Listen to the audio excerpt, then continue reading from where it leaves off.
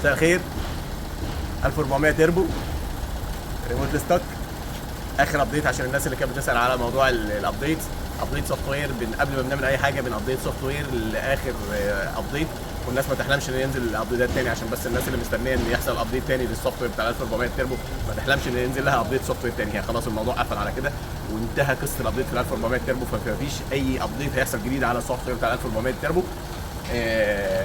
احنا لما بنيجي نعمل ريموت ستارت او الدواره بالريموت للعربيه 1400 تربو بنتاكد ان العربيه اب تو ديت بالنسبه للسوفت وير، وبعد كده بنعمل الشغل بتاعنا فاتوره انتاج المستشفى بفضل الله.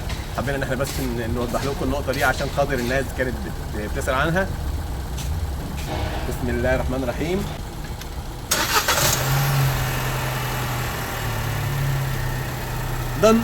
حابين ان احنا ندورها بالريموت، الحمد لله دايره ريموتنا في ايدينا، استفدنا منها في كل حاجه. امان الامان، سيفتي السيفتي، ما زلنا يعني متمسكين بقصه السيفتي لابعد ما يكون.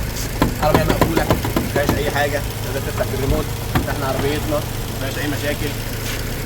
اللوك ديتكسيون موجود، اللوك موجود، كل عوامل السيفتي والامان موجوده زي ما هي، ما غيرناش فيها اي حاجه. احنا كل اللي احنا عملناه ان احنا بس بدلنا لك ده، بدل ما هو 5 زرار وكلفت مفتاح جديد بقينا عملناها زي ما هو على الستوك بتاعه 3 زرار. الناس اللي اشتكت ان المفتاح الجديد بيكون المسافه بتاعته اقل، مش عارف ايه، المفتاح فيه مشكله، كل الكلام ده خلاص انتهى.